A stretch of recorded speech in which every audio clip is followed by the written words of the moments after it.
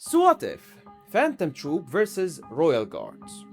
It's not even a question. If you understand anything about power scaling and aura reserves in Hunter x Hunter, Royal Guards will smoke the entirety of the Phantom Troupe. No question about it. If the troop were in a situation like the one Kite was in, completely unprepared, but that's not Hunter x Hunter, and this is not how you use Nen. So let's actually study that scenario. Maybe we can put the emotions to the side for a second, okay, and ask the question. Does the Phantom Troupe, with some prep time and some prior knowledge, can they actually take out the Royal Guards? So this is our matchup, okay? Let's replace the extermination team with the troop. Take Meruem out of the equation, so it is just the Royal Guards. And the Royal Guards are taking over Meteor City. The troop are not having that. Don't you ever take anything away from us. They state very clearly. So now we have motivation and a will to fight. The ants are a very powerful species that they want to expand and assert their domination, so they stumbled upon Meteor City and decided to make it a little hub for now. And now we have our conflict. Ladies and gentlemen, let the fighting begin.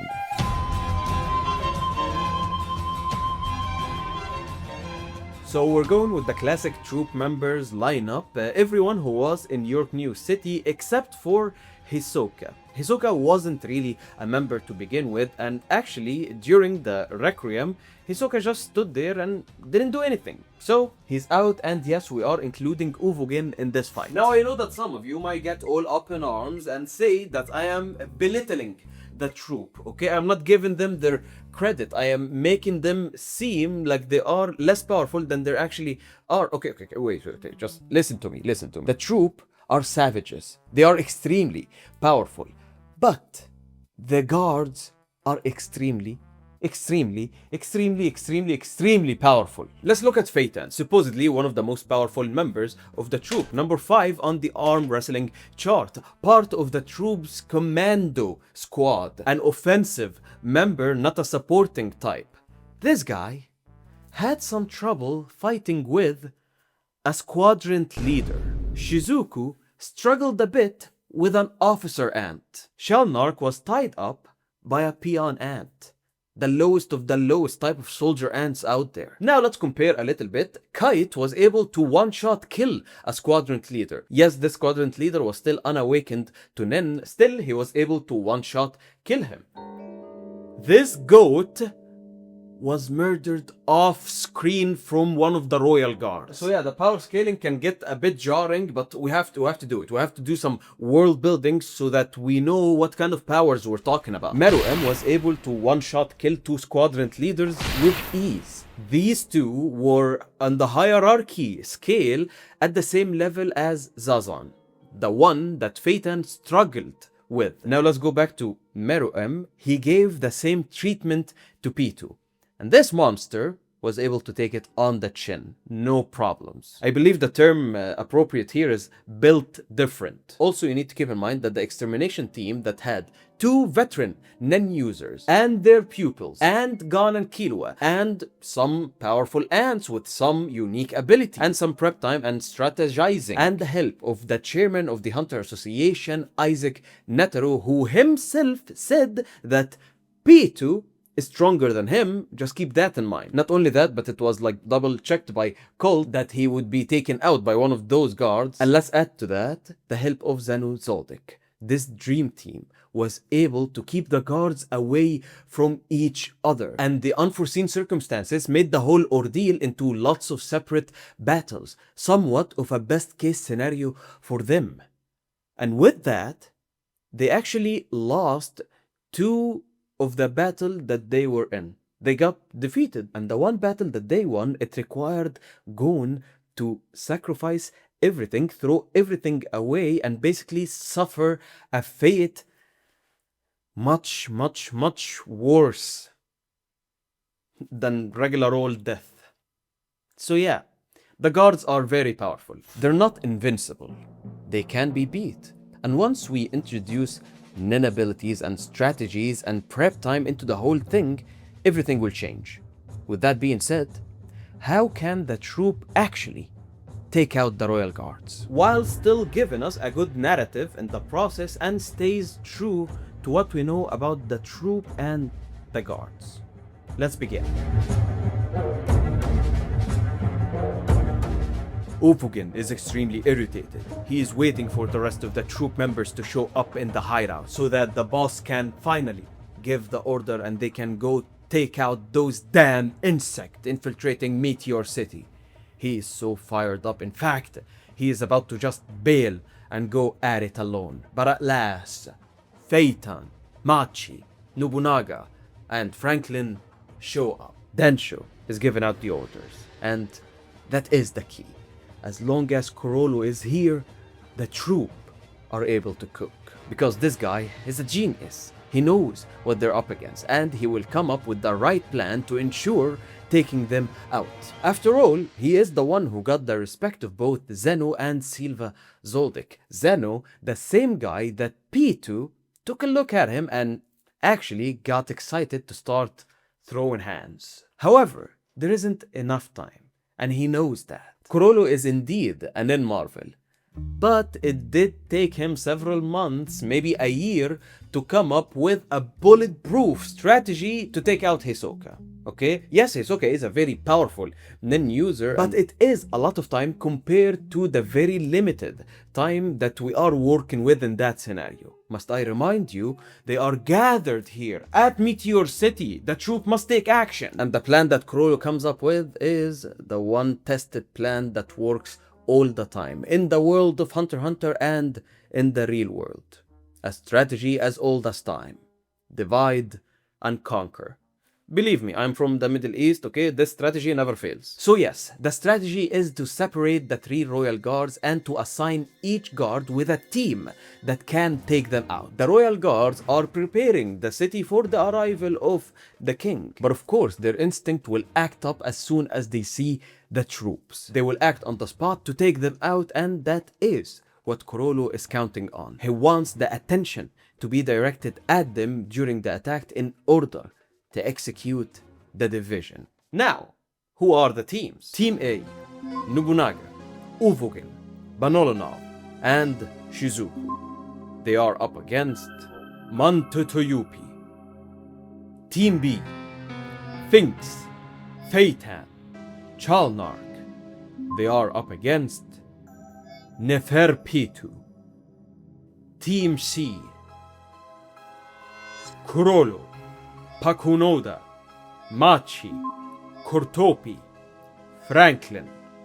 They are up against Shawapoof. The plan for Team A. We already know that Nobunaga and Uvogin are great fighters and they fight well together. They are unstoppable once they get going, so of course they will face the tank known as UP. This is a tank v tank fight right there. The troop will use Shalnark's manipulation to control some lower ranking officer ant, just to know the layout of the guards. Then they will infiltrate the premises using some of those officer ants as disguise. As soon as the infiltration succeeds, Kurolo will use the transportation ability to move UP out of the way. Now that he is separated from the other 2 guards, Team A will head towards UP and start the battle. Banolonov will be prepared to use his battle cantabile straight out of the way and hit UP on the head with a Jupiter attack. Yes, it probably will not do a lot of damage, but it is enough of a distraction for Uvogin and Nobunaga to close the distance and start firing up big bang punches and slicing and dicing. And yes, of course, Nobunaga will smear his blade with the same poison that was used on the benzo knife that Kurolo used against the Zoldycks. You know, just to add a little bit of a kick to that slicing that they're doing. And as soon as they are finished with their mirage, Shizuku will command Blinky to suck out all of the blood from UP, killing him. The plan for Team B. After the transportation of UP, the troop will expect a very fast assault to happen to them. They know how fast P2 is and they will have to counter. They will do that by scattering across the premises, leaving the choice to P2 to go after someone. And of course, P2 will choose the strongest out of them. And we all know that the radar will pick up on Corolo. And yes, there is a good chance that Corolo will be able to dodge Pito's attack. After all, he has a reaction time of 0.2 seconds. And just as most of the troop members are far away from each other, he will transport Pito to a place where Team B is waiting for it. Pito is now discombobulated from the transportation. She will not realize that Shalnark has stabbed himself with his own needle, and he will go all out on one single attack. However, the attack won't do much, and it was just a decoy anyway, because the real strategy here is that Finks will be cranking his arm.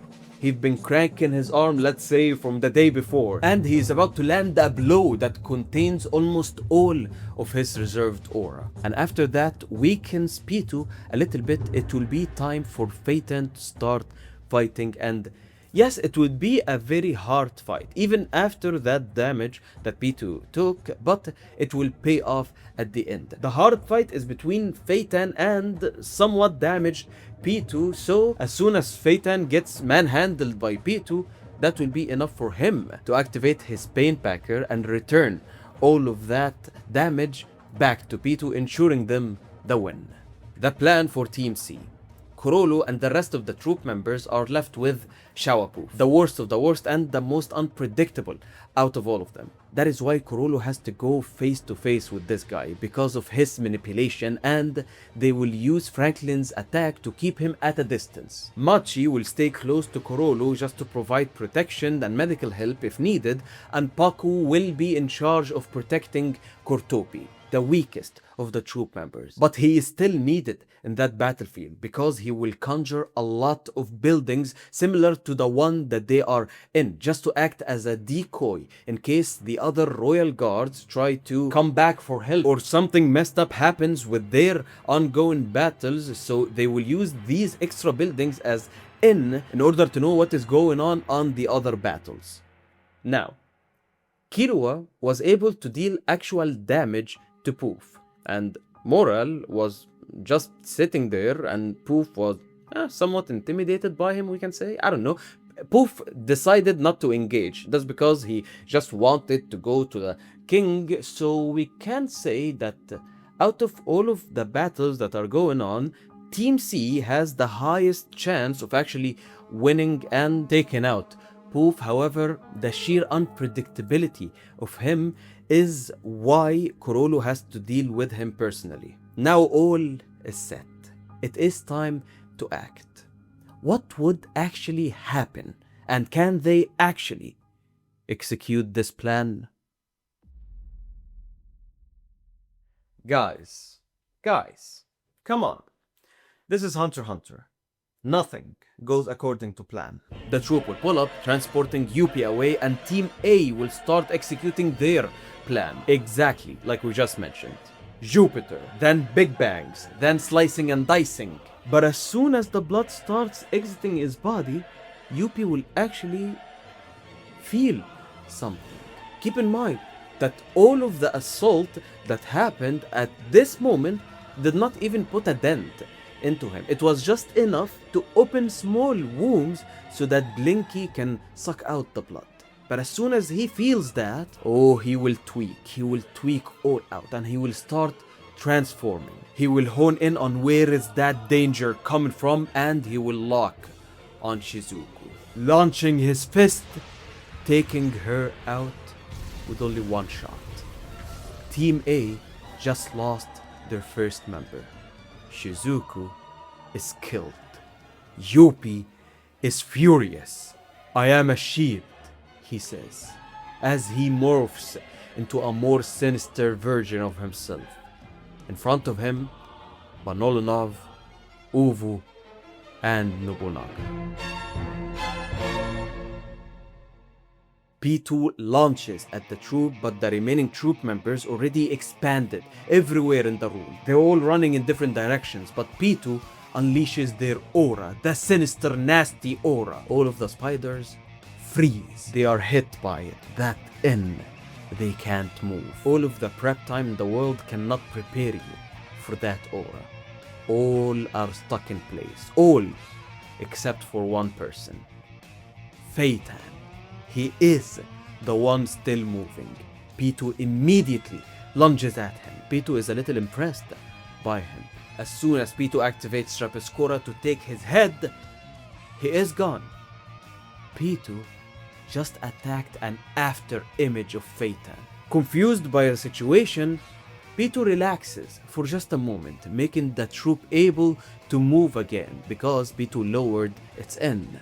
Corolo tries to teleport P2, but before he can do that, P2 already had his hands on Phaeton. P2 is impressed by Phaeton.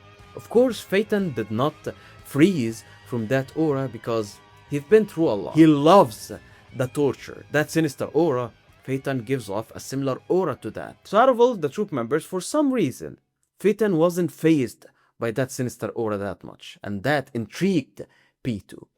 To P2, of course, Phaeton is not a threat, but he is a toy to capture. She looks at Poof, and they already understand that this can make an excellent Chimera ant-human hybrid. So Phaeton is captured, and overwhelmed by the situation, Corolo immediately changes the plan, and he transfers Poof away. At the same time, Shalnark is shaken by the look on Phaeton's face, and he stabs himself with the needle and attacks P2. Franklin goes all out, unleashes a barrage of Nen bullets flying everywhere. This is not what the troop expected at all. Corolo and Machi seems to be the only one locked in the situation at hand. They go where Poof was transported. Cortopi follows them closely. Poof in a room away from P2. Facing him, Corolo, Machi, and Cortopi. He starts monologuing, and that's where Corolo attacks. He tries to capture him with Fun claws. Machi is trying to tie him up. Cortopi is standing from afar, okay, keeping his distance, but Poof notices that. While dodging both of their attacks, he notices that Cortopi is physically inferior.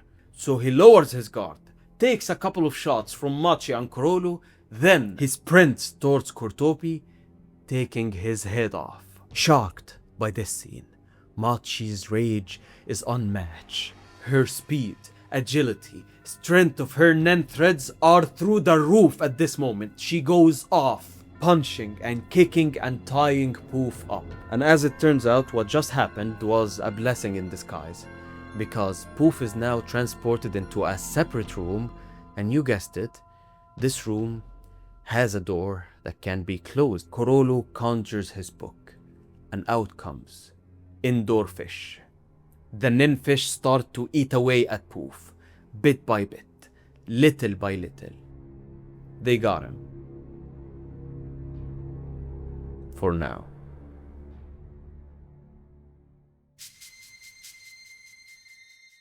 Uvogin is going all out against Yuppie, and Yuppie is actually starting to get a little impressed by Uvo. However, he's starting also to get a little bit irritated. The attacks are not doing actual damage, however, Yuppie is starting to slow down a little bit, and he also lost some blood, and the poison is starting to have some effect, so Yuppie's HP has gone down a little bit.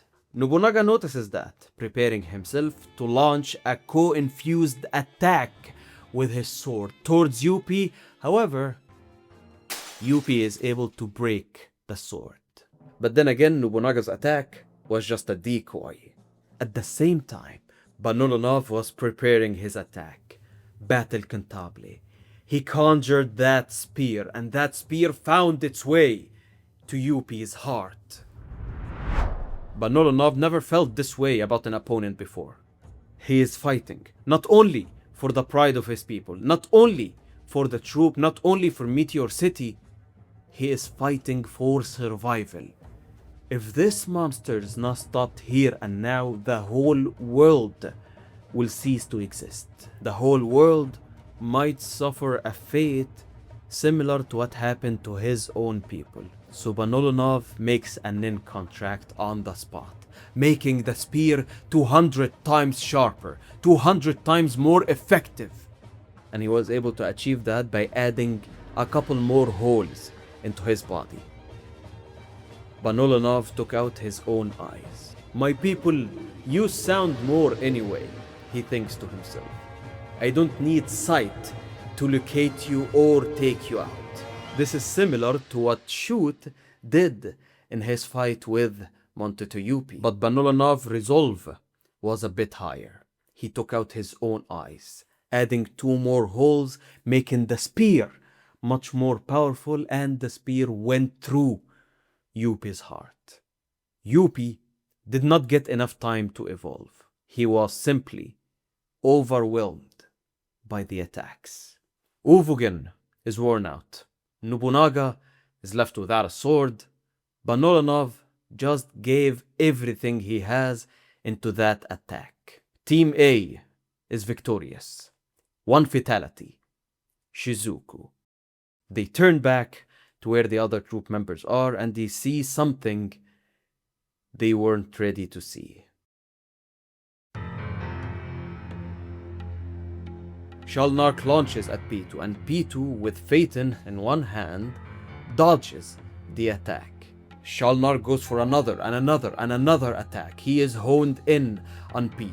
Franklin is firing all over the place, and P2 keeps on dodging all of the attack. That is until Finks shows up from behind and launches his attack after winding his arm for several minutes. An attack with all his aura. And this attack does very small amount of damage. And the one who actually got affected by this attack is Phaeton. He took some of the blow. As soon as P2 recovers from the Finks attack, Shalnark's autopilot mode finally reaches P2, putting all of his aura into this attack. Shalnark is in front of P2 and he is going off. However, the Shalnark attack does even less damage than what Finks did. And with Shalnark weakened by his autopilot mode, he is just easy prey for P2 at this point. P2 grabs hold of Shalnark and Shalnark is taken out. Only Shalnark, few seconds before he dies, realizes the grave mistake that he made. As soon as he finished his attack, there was a split second where Shalnark regained his consciousness, and in that fraction of a second, rather than stepping away and running away from P2, he actually tried to place a needle on P2, trying to manipulate and control P2. That will be a one-shot kill. Little did he know, Trapeskoura was active, P2's version of a manipulation ability, making the condition simply impossible to be met and losing valuable time that he could have used to run away. Shalnark is dead. Franklin, after seeing that, starts to actually lose it, making an upgrade, a condition already set on him, taking off his entire arm to turn it into a bigger cannon, and he is prepared to fire the biggest aura blast you ever saw in Hunter x Hunter. Indoor Fish has consumed almost all of Shawapuf. He is almost out for good. Some small bits and pieces remain. All of a sudden, a blast surges through the room. The Indoor Fish disappear because now the room is open. It was Franklin's aura blast. But wait, Poof should be dead. He should be dead on the spot, right? The Indoor Fish has consumed vital organs. But Poof was able to manipulate himself, turning himself into a smaller version of him. That Indoor Nin Fish attack was completely useless. All of their attack was useless against Poof because he is able to control his cells. They are so royally fucked. Back to the Neferpitu fight. There is some actual damage on P2 from the Franklin blast. A bit of skin is charred. A couple of bruises here and there, but it is nothing that P2 cannot shake off. Keep in mind that all of that is happening while P2 is grabbing Phaeton, and Phaeton is all beaten up at this moment. He is basically gone. That doesn't matter a lot to P2 because all that P2 wants is to experiment on him later. He would make a great toy for P2. Poof comes out from the back shouting, "Watch out!" P2 turns its head back and it is Finks with his fist glowing. After cranking his arm multiple times, he is going for one final blow. P2 feels it this time. At the same time, Team A returns to the battleground. What is going on here? Nobunaga is out of the fight. Banolanov is out of the fight. The only one left with some more fight in him is Uvogin. He sees a broken down Phaeton in the arms of P2. He sees his fallen comrades. The rage within Uvogin is unmatched. He charges up and he delivers the finishing blow to P2. Yet P2 is still alive. Barely alive, but that was a big blow. At the same time, Poof starts monologuing on how foolish the troop are. To think that they can actually take on higher life forms like the Royal Guard. It's actually hilarious to someone like Poof. He starts laughing, maniacally. He starts laughing. Even P2, in such a critical state, can make a full recovery and become even more powerful. Poof announces that the troop are essentially defeated. A coughing sound comes out of nowhere. Start hearing weird Chinese dialect played in reverse. It is a voice coming out of Phaeton, a nearly dead Phaeton next to an already broken down P2. Poof is not threatened at all by Phaeton. However, the rest of the troop members know exactly what this means.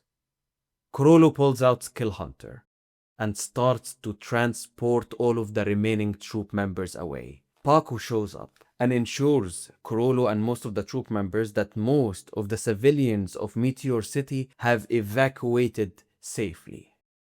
In the new ant nest remains Kurolo, Poof, P2, and Phaeton.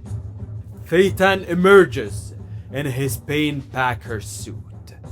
All of the beatings that he took from P2, all of the malice that he endured from being so close to P2's aura, all of the damage that his comrades dealt to P2 and ricocheted onto him, it is now about to be paid back. Kurolo, at the very last second, catches a glimpse of Phaeton. Phaeton understands that there is no coming back from this one. Even Phaeton cannot survive this, and he is the one paying back all that pain that he endured. Phaeton is about to sacrifice himself, and Kurolo, giving him that look, acknowledges that everything is going according to plan. That was the plan all along. Kurolo runs off as Phaeton summons the sun, incinerating everything in his vicinity. Poof, yes, might seem invincible, but those cells can still burn, and P2 is for sure getting burned to a crisp in the most devastating attack ever seen in the world. Even if the pain packer suit can help Phaeton endure the heat a little bit, after the attack finishes, he simply cannot recover from it. The environment will make that almost impossible. He knows that, and he accepted that. The Royal Guards are defeated. The Phantom Troupe victorious, but with lots of fatalities. Meteor City lives to see another day, and the spider is indeed still alive.